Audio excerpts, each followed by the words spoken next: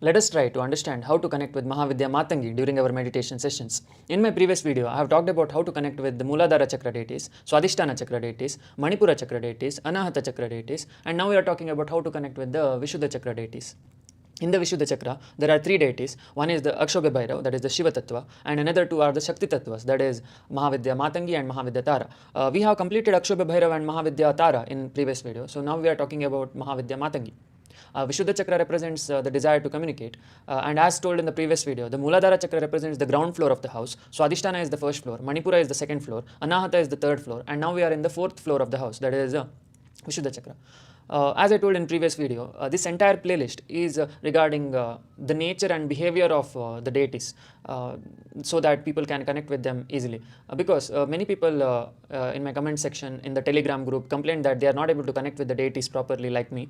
So that is why this playlist was dedicated to express their behavior and what they are capable of, so that you people can connect with them easily using their nature, that is characteristics. So this video is about Mahavidya Matangi's characteristics, and it will be about my first experience during meditation. That is, during Brahma Muhurta time, we should use this Japmala and blindfold. That is, after wearing the blindfold, we should chant the deity's name 108 times. And during that session, what happens is you will be able to connect with them. And using these characteristics, nature, what you see in this video, you can connect with them easily. So you should not force yourself to connect with them. The first week it will be all about how to chant the mantra. That is, now you are not strong with the mantra, right? So the first week will be all about how to chant the mantra. You will get comfortable with that mantra. That is, your mouth will get comfortable. Then after your mouth gets comfortable, after your mind gets comfortable, then you will be able to connect with the deities. You will not be able to connect with deities directly. You have to practice at least 1 week in order to connect with them. So yeah, this is my first experience with Mahavidya Matangi. So after the first door and second door, that is Akshara Bhairava and Mahavidya Tara, I went to the third door of the fourth house. So fourth floor, third door of the fourth floor. So I knocked the door of Mahavidya Matangi's house. I called her with the phrase Amma. So Amma means mother in Konkani, and Anna means father in Konkani. So you have to use your own mother tongue for Amma and Anna, that is father and mother. So I called her by telling Amma Matangi, open the door. Again, you have to know that this is all going on inside the mind, not in the physical realm. In the physical realm, I am chanting Matangi's mantra, that is Om Matangi Devibhyo Namaha, Om Matangi Devibhyo Namaha, using the Japmala. So in the physical realm, I am using these two tools. But in the astral realm, that is the realm of the mind, I am going on inside Matangi's house.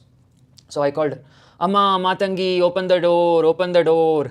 You have to beg them so that they'll feel like, who is this guy calling me? So they'll feel loud when someone begs them, and like they are like your senior friends only, like ninth graders. If you beg the ninth graders to share some notes and homework solution, they will share, right? Similarly, you have to butter them up nicely. They are not easy to butter up, but you have to. So Amma Matangi, open the door. So Mahavidya Matangi opened the door, and I went inside her house. Initially, I didn't know what she represented, what was she about, but soon she told me regarding her own features, what does she represent in this world. So after that, I was convinced about her nature. So after going inside her house, I saw that there are a lot of bookshelves, that is Einstein's theory, Newton's theory, Big Bang theory, Darwin's theory, all the science books, social books, history books, economics, everything is there with her. All the shelves, it's like a very big library with all the books you can think of. So I was in her house was like a library only, and I was like kind of bored because I hate libraries. So it was very silent, and there was no librarian to shut us up. So that was fun, and only she was there, Mahavidya Matangi. So she was reading some book using her specs. She was reading some book, and I asked Mahavidya Matangi, what do you represent? Like, I want to activate my Vishuddha chakra. So what should I do? How can I activate it? I asked. So she switched on the TV. Like as I told in previous videos, all the houses have TVs. That is to show you your previous incarnations. That is 84 lakh incarnations. So after I asked her what do you represent, she switched on the TV, and all of my 84 lakh incarnations got played.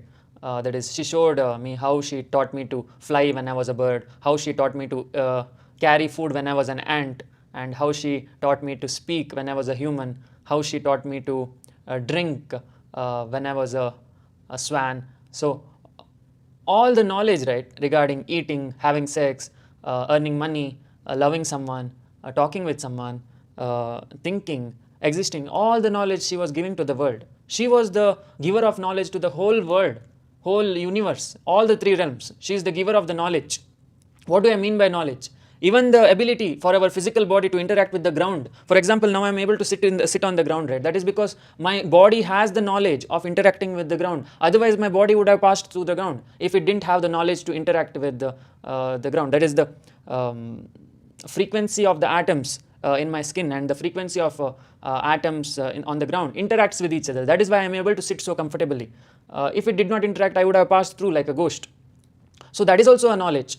Then my ability to speak now. See, if I didn't have knowledge and if I just wanted to convey some message, and if imagine if only Mahavidya Tara was there, I would have been like, so I hope you're understanding. Like I want to convey a message, but I don't have the knowledge how to speak. So I would have been like, because Mahavidya Tara is there to speak, to give out the sound. But there is no one to tune it, that is, speaking English, Hindi. For example, if only Mahavidya Tara was there, I would say like instead of I am hungry, I would have done So, or if I wanted to drink anything, I would have been like oh, goo goo goo goo. Oh, or so I hope you are understanding. We are taking the knowledge of language for granted. That is, a language like English, Hindi, Kannada, all the languages on earth, including the astral and causal realms and all those planets. There is knowledge to speak. Without knowledge, there would be no communication. So that is why she is there, so that people can use languages to speak. And she also represents the knowledge of science, that is, for our body to interact with the other external environment. Even this blindfold has knowledge, because it is interacting with the external environment. See, if I keep it on the ground, it is interacting. This Japmala also has knowledge in it. It is interacting with its external environment. So all the non-living things, living things, trees, birds, plants, animals, everything has knowledge to interact with the external world. And why it is interacting with the external world? Because nobody likes to be Shiva. That is, you have to know that the divine masculine does not interact with anything. That is why you are not able to see the divine masculine, because it's not interacting with any of your senses. You go to astral realm, causal realm, any realm you go, you will never get Shiva. You can never find Shiva, because you are that. That is the only if you completely destroy all your frequencies in the consciousness, then you can get the Shiva. So Shiva is something which is not there. That is the original state of our consciousness, but that cannot be seen because it does not interact. And whatever you are seeing right now, it is the divine feminine. Everything, this blindfold, everything, birds, plants, animals, everything, whatever you see in the universe is the divine feminine. And the funny part is the girls, or the human females, or the female category in animals also. All the animals, all the females in animals have 2% more of the feminine, that is Shakti, vibration, which represents creativity, fertility, due to which they carry the baby for 9 months. So they have that 2% extra of the divine feminine, and the male have the 2% extra of the divine masculine, that is non-interacting nature. So that is why we are attracted towards each other. That is, the girls and the boys are attracted towards each other because we see 2% of the extra chromosome that other gender has. That is, the females see the 2% of the Y chromosome in the males. That is why they are attracted to them. Similarly, the males are attracted to the females because of the 2% extra X chromosome. So we are just looking for the 2% extra in the other gender. That is why we are attracted to it. But the real masculine, that is the 100% masculine, is not visible only. So we are just trying to get satisfied by the 2% extra in the other gender. So it's so funny, like so many species on earth, right? They are being reborn as male and female again and again. For example, let's say a girl is attracted to the 2% extra Y chromosome in a boy. She will get born as a boy in the next life just to satisfy her needs. And similarly, a boy who was looking for the 2% extra feminine in the other gender will be born as a girl because he was always needy of that, right? So we are being reborn as males and females alternatively because we are attracted to the other gender, right? So it's so funny that we are not able to transcend beyond this attraction. Only when we realize that the 2% is within us, that is, both the masculine and feminine is within us, we will be able to transcend. That is, both the girl and the boy is within us, it is not outside. Then your rebirth will stop. So the boys face a lot of problems like lot of lust. That is because they are not in tune with their feminine side. Whenever a boy accepts that he is also feminine in nature, that time his lust automatically reduces. Because more you suppress your feminine side, it creates havoc in you, that it creates a fight inside you, due to which you become lusty. Whereas girls are more comfortable with the masculine side, due to which nothing manifests as lust. So, so both boys and girls have to learn how to be comfortable with the both masculine and feminine side of themselves, so that nothing will create havoc inside their own body and mind. So we have to know how to be comfortable. Only then rebirth will stop and we'll be able to transcend. So that okay, I deviated too much, but this is regarding all the knowledge that is Matangi gives. Without knowledge, we cannot exist. So even a subscriber who joined the Telegram group asked me, who is Lakshmi? So I told him that Lakshmi is asset.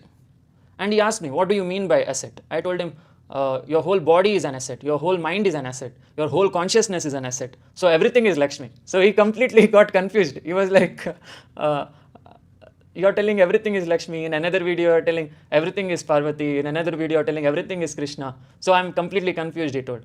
See, that is the thing, you have to know that nothing can exist independently. All the deities, right, of all the chakra, they can't exist independently. So everyone are required for a healthy life. So connecting with one does not fetch good results. You have to connect with everyone in the first month. Then you can select one as your Ishtadevata and continue. Without connecting with everyone, you will not lead a healthy life. Everything will be unbalanced inside you. So that is why it is recommended that you connect with everyone, every deity in all the chakras. And some guy asked, who is Radha? I told, we are Radha. So we are the both divine masculine and divine feminine. We just have to recognize it. And whatever goal we have, that we must aim. That is, for example, my goal is to go to the astral realm. So in order to go to the astral realm, I have to recognize myself as the Shiva Tattva. Otherwise, I cannot lower my vibration and go to the astral realm. Because as Yogananda told, in astral realm, we have more freedom. So in order to get that more freedom, you have to be more closer to your home, that is Shiva. So you have to recognize yourself as the Shiva Tattva. That is the non-interacting consciousness. Only then you can get more freedom in the next life. If you want to stay in this realm only and be happy, then it is your own freedom. That is, you can identify yourself as the Shakti Tattva only, that is the divine feminine. But divine feminine has the nature of a wave, that is, it goes up and down, happy, sad, good, bad, evil, holy, everything will be happening in Shakti. So you have to enjoy that also. But the thing is, it has its down, that is lower part of the sine wave. So that is the problem with recognizing yourself with Shakti Tattva. It will go up and down. It is up to you again which realm you want to belong to. There is no force, nobody is forcing you to be in certain realms. It's all about your choice. Yeah. So that is what Matangi represents, the knowledge of everything. Then after that she switched off the TV and I was completely on her feet. I told her that, Amma, sorry, everything is you. You are everything. Lakshmi is everything. Radha is everything. Krishna is everything. I am nothing. So that was like with all the deities, my same dialogue. You people are everything. I am nothing. So when that happens, slowly you go to the Shiva Tattva. That is the astral realm, causal realm. So we have to let go of this doership. Tell the deities, you are only everything. They'll fall in love with you. That is, they'll realize that you have cracked the code. That is cheat code. So yeah, I hope I have brought some light to your consciousness. Thanks for watching. We'll meet in the next video. Jai Mahakal.